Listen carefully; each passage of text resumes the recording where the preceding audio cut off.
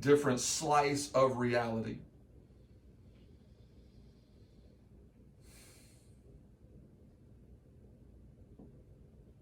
It's a lot of locations. The world is a big place. And everything has been explored, but Mars hasn't.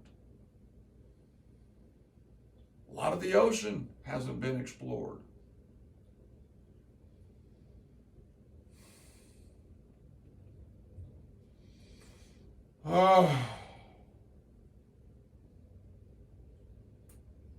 That's that exploration, that substitute exploratory urge, need, one could argue, that the human mind possesses, that could in fact be one of the aspirational, it could have been jealousy, it could have been envy that motivated those freakish animals who were different from their tribe to go off. Fine, if you don't accept me, I'm going to go off, I'm going to find something new. And there were always a couple females who came with them, and probably a couple friends. Like it would have been a band within a band going off and doing their own thing. Saying that guy right there, that female right there, there's something powerful and unique about the way that they take care of themselves and how they take care of others, and they're different and they're wrong and they're right. I can see that occurring. I can see all of these different foibles and qualities that we possess still animating them in a different way. You have to be courageous to fight a little battle. They've kind of looked at some Papua New Guineans and some of those Aboriginal tribes down in the South Pacific, and they are fairly warfaring. They all have weapons, but it's kind of like watching cobras fight. They don't want to hurt each other. They're very reticent to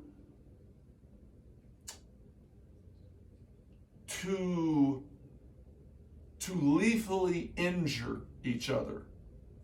And that's evidence of a certain species form of solidarity. They're not different races.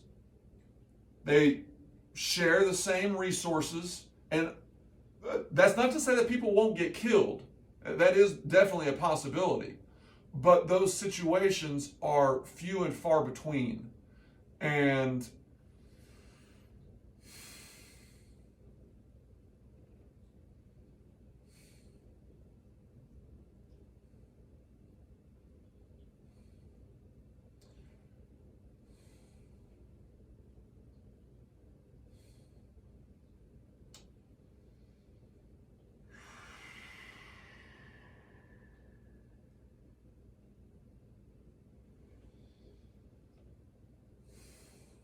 when there is real need, human beings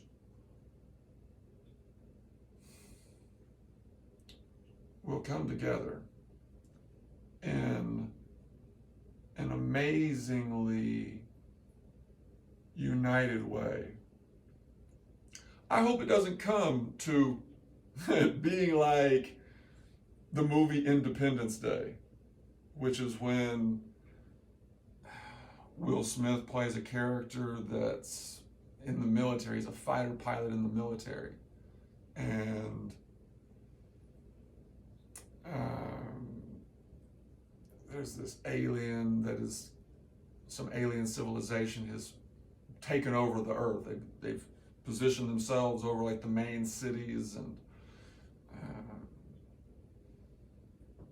they're threatening to destroy Earth.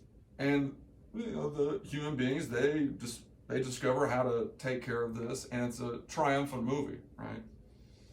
I hope it doesn't take a situation like that. The pandemic failed to unify people. you know. And there are a lot of examples of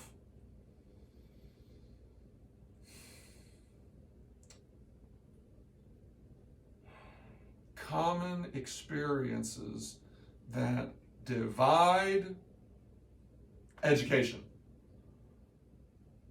or unify. And defense is a unifier. When you can identify the enemy, you have a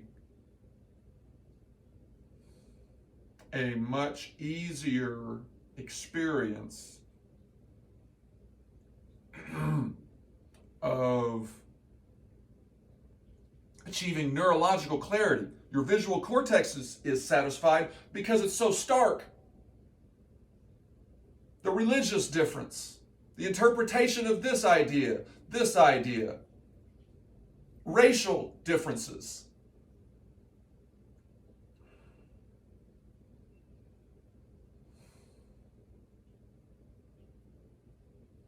So superficial, but so natural.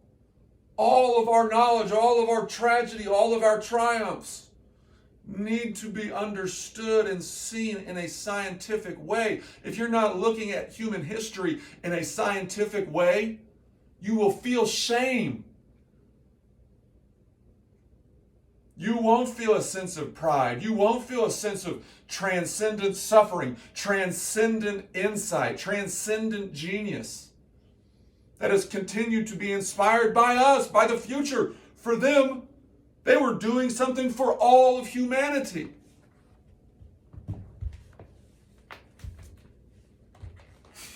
Or so they thought.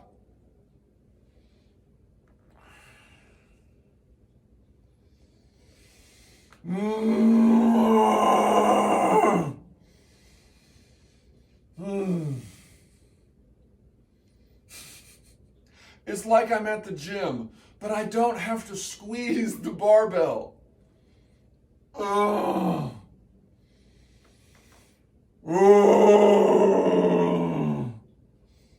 It's like this is the embryonic training that I've always needed. To balance this. I've always needed to open up my hands to expand.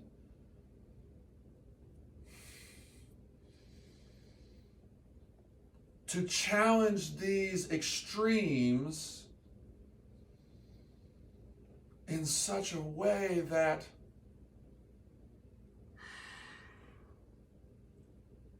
I become more synergistic with my muscles. My skeletal muscular system is now absorbing the force of gravity more evenly.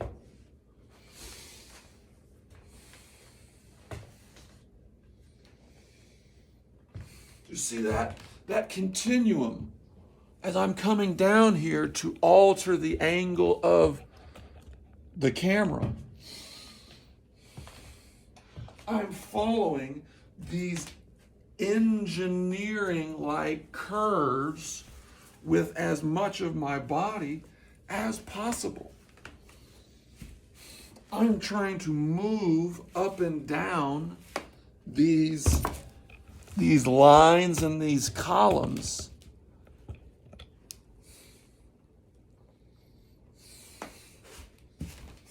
in these incremental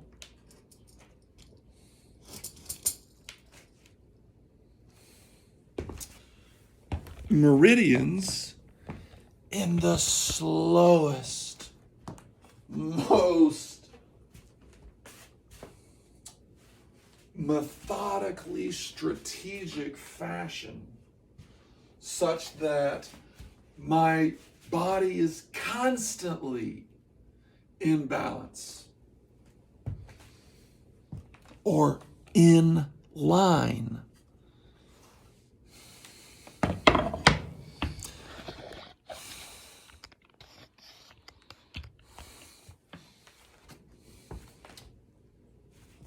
Can I stand up back here and still be in the blue? means I need to elevate this. And see, I'm going to try not to look at it. I'm going to try not to look at the clips. And then look at them. Make sure that, okay, yeah, we're good. We're good to go.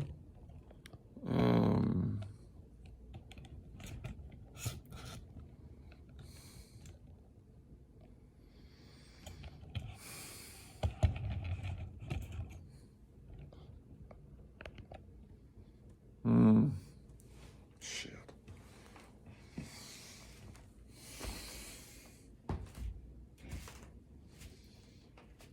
Oh, this isn't much better. But I suppose I don't need this to be there in the back. It'd be nice if I had a podium throne.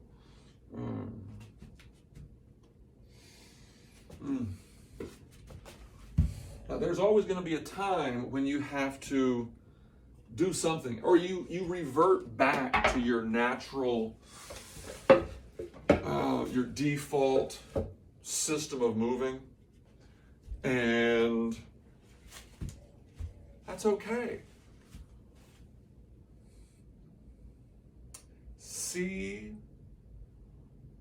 the slight handicap,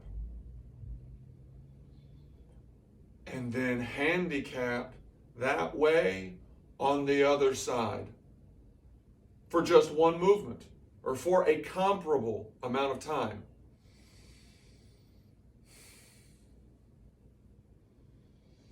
That's why I always come back to my default. I've got to have that muscle memory internally because that's how everything has grown. To come back to that is to have certain vascular and arterial regions that have more muscle have a corresponding larger size, or they have more blood vessels. The bigger the organ, the bigger the tunnels through which those nutrients that have built them to be that large are.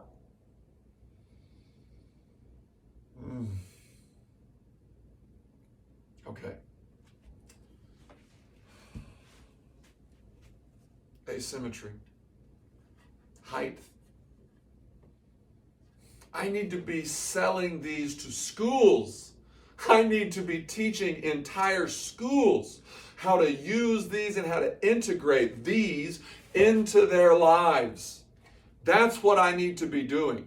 I need to be in schools giving presentations, not just to teachers and administrators, not just to school system personnel, not just to curriculum directors, but to people to everyone, not just to students, but to everyone in the school system. They all need to see the potential of what these can be. And that's why I need capital. I need people to donate capital to this project. Period. You know? What more do we need as a society than the ability and the capacity to develop these strengths of self-control, but not like the reins on a horse. This is self-designed, self-understanding. You are choreographing according to these principles